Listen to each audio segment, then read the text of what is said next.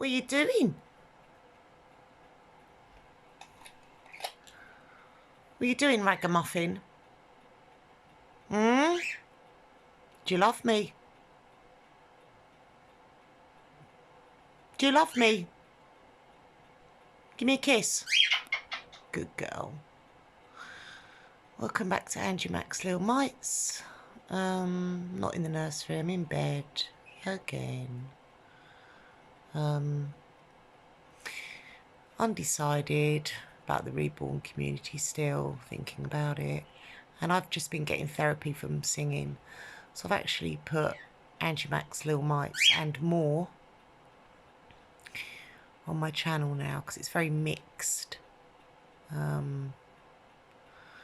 I'm just lying in bed praying that I'm going to make it to the dog show tomorrow.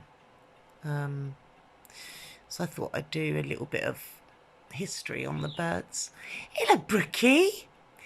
As you can see, Brookie is picking her birds, and that is called barbing. Barbing's when the bird picks but does not pluck. And it's a bit like biting their fingernails. It's a habit. Me and the vet have tried everything, and it's just a habit she's got into because she was cage bound when I got her. And cage bound means that she basically didn't want to come out of her cage anymore. The people we got from were very nice people, and that's why they rehomed her, because she wasn't coming out. Hey, Brooke. Hey. Do you love me? Kiss, kiss. Oh, come on. Where's them flies? Shoo! Get the flies. Tell her flies. Tell her, Brookie, come here. See if I can get her down here. She's a Timneh, African grey. We have no idea what age. She doesn't have a ring on, which we didn't realise until after we got her. She's been one sick bird. Last year she was fighting for her life, and we don't know how she got through. It's a long story. It is on here. All the treatments, all the injections we had to do straight into her chest. It was horrible, but it saved her life. Come here.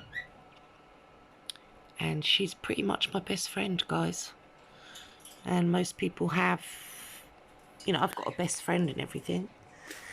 My best friend lives a long way. But Brooke, she's with me 24 hours a day, 7 days a week, and she is my baby.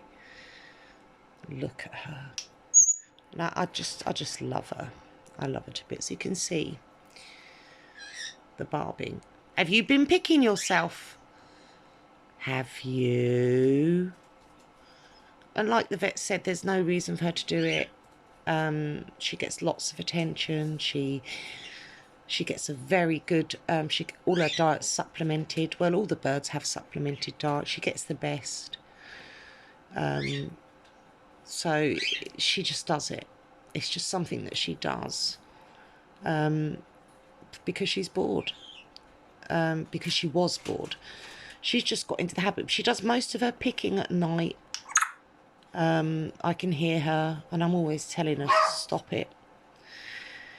The vet suggested collars and things. Sorry, guys. She's just thrown up her food. Thank you. That's so kind.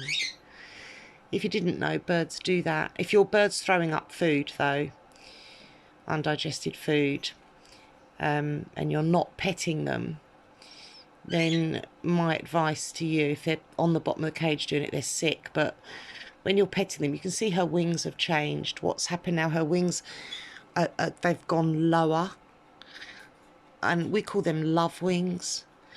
And she's telling me that she loves me, that she's, you know, if you notice, I don't, when she does this, all birds do this, by the way, she'll then regurgitate her food.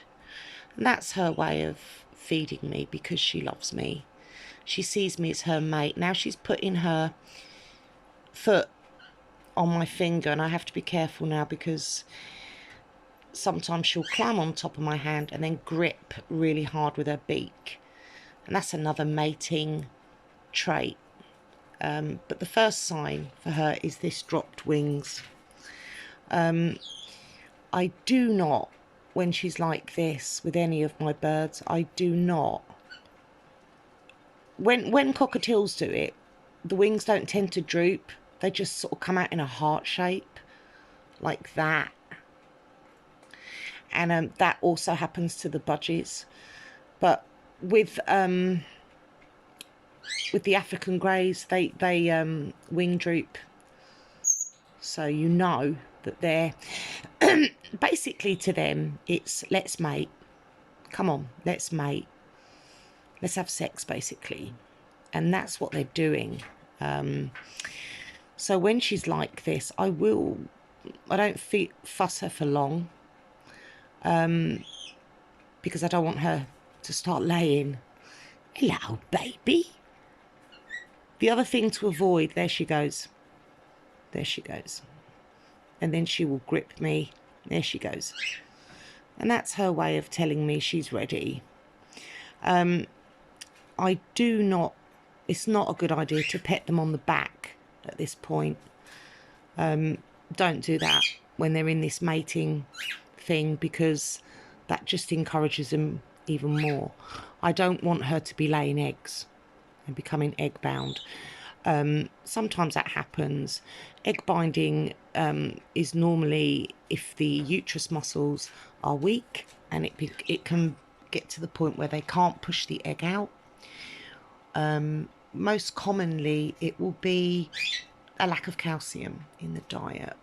So all the birds have their diet fortified with calcium and minerals, but you need to be careful that it's measured out for that particular breed, because if you over calcify a bird, it can calcify their kidneys, it can kill them, and she's going to poo on the mat. That's all right, because there's a thing on the floor for her to do it on, a paper mat, and then I can chuck it in the bin. So it was just a little bit about Brooke. Come here. She does talk. She talks quite well, actually, but with the Timnehs, they have the ability, because they're African grey. We have a Congo African grey also. It's just that the Timneh is a smaller bird from a different part of Africa. They have exactly the same ability to talk as the Congo. The only difference is they tend to talk in their own voice rather than, like, if you listen to Sugar, my Congo African grey, she will mimic your voice and it will sound like you. Brooke has her own tone, so she, you know, she'll talk, but it's in her own tone. So that's a little bit on Brooke. She's just my best friend. I remember overhearing someone once saying that you can't have the kind of relationship with a bird as you can with a dog. Well, I'm sorry, guys, I've got birds and dogs, and I can tell you this, yes, you can. And people say, well, you don't take them out on the lead. Yes, I do.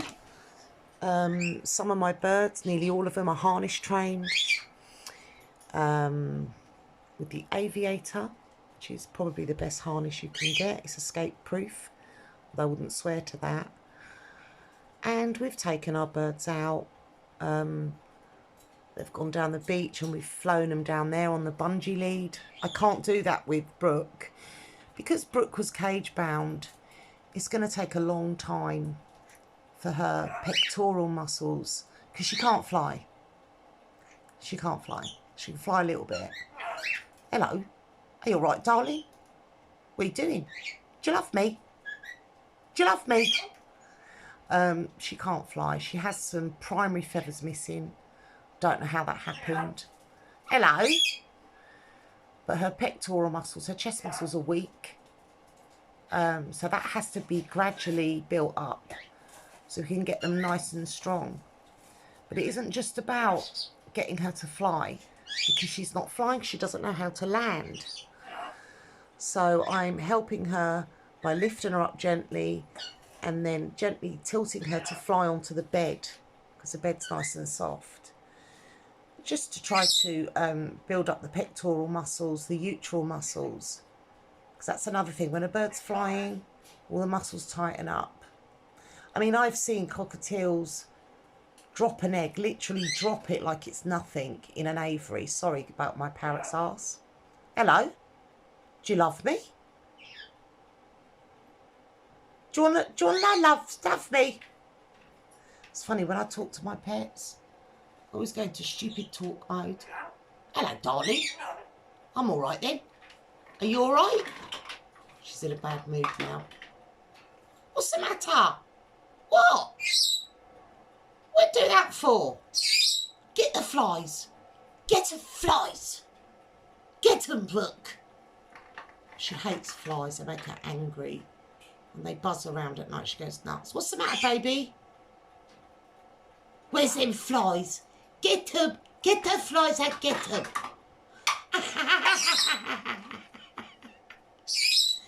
She's actually searching for flies on top of her play area because they've gone into her lids, plastic lids and that before, and she just goes nuts.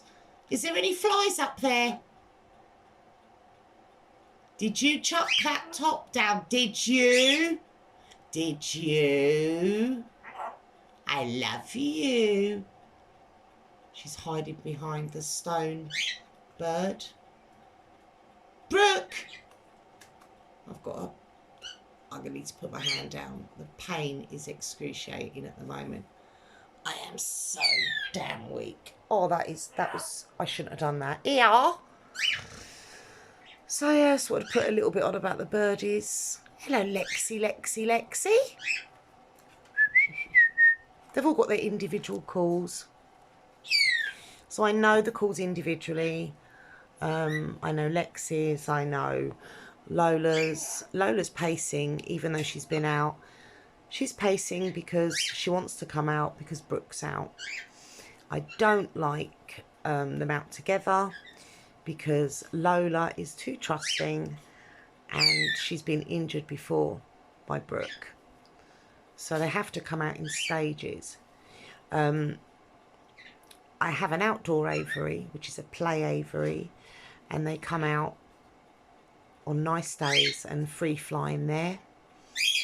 As you can see, I have a massive ionizer, and it cleans the air, puts good ions into it, filters the feathers and dust. Cockatiels are renowned for dander. Dander is basically the dust that comes from a bird. It's pure white and it feels silky to the touch, and it keeps the birds' coats nice and clean. So when they're preening, there's a preening gland at the back. They rub their head in it, spread it all over their feathers, and it keeps the feathers in good condition. So that's what dander is. It's to keep their coats. Unfortunately, when they're flying around, sometimes, well, no, it does happen.